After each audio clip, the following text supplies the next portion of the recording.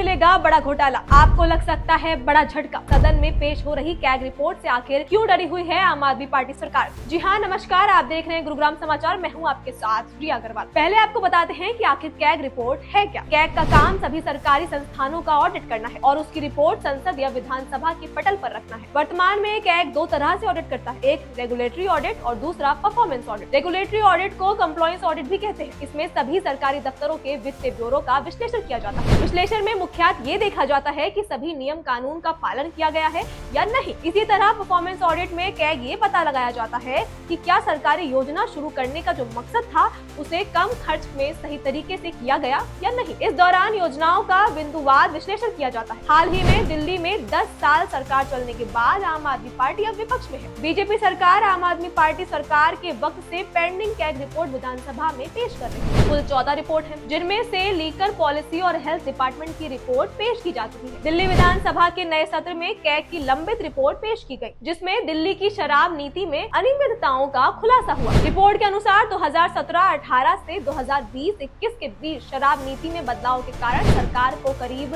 2000 करोड़ रुपए का नुकसान हुआ। वहीं दूसरी रिपोर्ट पब्लिक हेल्थ इंफ्रास्ट्रक्चर एवं सर्विस की है। इसमें कोरोना काल में फंड और उसके मैनेजमेंट को लेकर सवाल उठाए गए हैं। रिपोर्ट के मुताबिक दिल्ली सरकार ने 300 करोड़ रुपए जरूरत होने पर भी खर्च नहीं किए। ये पहली बार नहीं हुआ कि जब कैग रिपोर्ट को लेकर सरकारों को सफाई देनी पड़ी या राजनीतिक संकट का सामना करना पड़ रहा है। जब जब कैग रिपोर्ट सामने आती है, संसद में पेश होती है, किसी न किसी का काला चिट्ठा जरूर खुलता है। हरियाणा से दिल्ली तक बन रहे द्वारका एक्सप्रेस में हो रही गड़बड़ियों का कैग में उजागर किया गया है। कैग के मुताबिक सरकार ने 18 करोड़ रुपए में से इसे बनाने की अनुमति दी, लेकिन NHAI इसे बनाने में 250 करोड़ रुपए का खर्च कर रहा है। आयुष्मान योजना में हुई धांधली का खुलासा भी कैग रिपोर्ट में हुआ है। रिपोर्ट के मुताबिक आयुष्मान योजना के तहत 3446 ऐसे मरीजों के इलाज पर 6.97 करोड़ रुपए का भुगतान किया गया जो पहले ही मर चुके थे। रिपोर्ट में भारी धांधली का जिक्र किया गया है। सोर्स बताते हैं कि 12 में से 2 से 3 रिपोर्ट में आम आदमी पार्टी सरकार पर गंभीर आरोप है। कई पूर्व मंत्री पहले से जांच के दायरे में भी हैं। वे नए मामलों में भी फंस सकते हैं। पार्टी के कुछ और पूर्व मंत्रियों पर गंभीर आरोप लग सकते हैं। हर साल आम आदमी पार्टी की सरकार में SC/ST कम्युनिटी के लिए चलाई जा रही योजनाओं में खर्च के लिए करीब 3000 करोड़ रुपए का फंड दिया जाता था। सोर्स के मुताबिक कम्युनिटी पर इस रकम का बहुत मामूली हिस्सा खर्च हुआ है। बाकी बचा फंड दूसरे विभाग में ट्रांसफर होता था।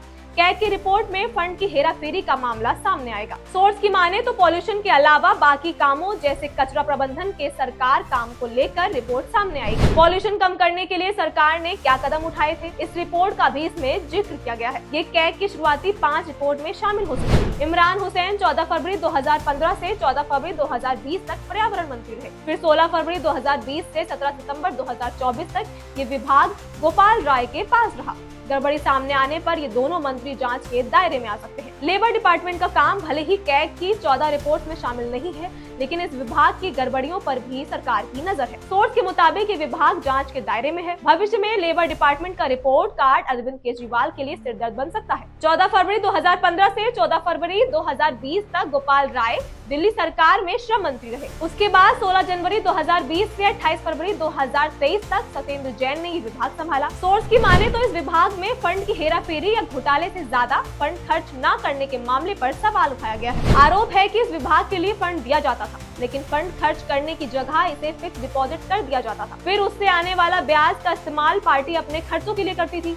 ये रकम 3000 करोड़ रुपए से ज्यादा है। इस पर अगर 2.5% ब्याज भी जोड़ा जाए तो ये 75 करोड़ रुपए का घोटाला है। इसे लगातार पार्टी के खर्च में इस्तेमाल किया गया। इसकी रिपोर्ट पेश हुई तो गोपाल राय और सत्येंद्र जैन जांच के दायरे में आएंगे। यही नहीं, दिल्ली के पूर्व CM अरविंद केजरीवाल के सरकारी बंगले के रेनोवेशन पर 33.66 करोड़ रुपए खर्च हुए थे। ये मूल बजट 7.61 करोड़ रुपए से 5 गुना ज्यादा था। इस रिपोर्ट में बजट से ज्यादा खर्च और ट्रांसपेरेंसी की कमी पर सवाल खड़े हो सकते हैं। हालांकि अभी ये रिपोर्ट सदन में पेश नहीं की गई है। बीजेपी CM हाउस को शीश महल बताकर इस रिपोर्ट पर हुए खर्च का डेटा टुकड़ों में जारी कर रही है। ये दिल्ली विधानसभा चुनाव में बड़ा मुद्दा बन रहा है। बहरहाल रिपोर्ट आने में अभी समय है और कितने खुलासे होंगे ये देखना अभी बाकी। तब तक तमाम ऐसी खबरों के लिए देखते रहें गुरुग्राम समाचार।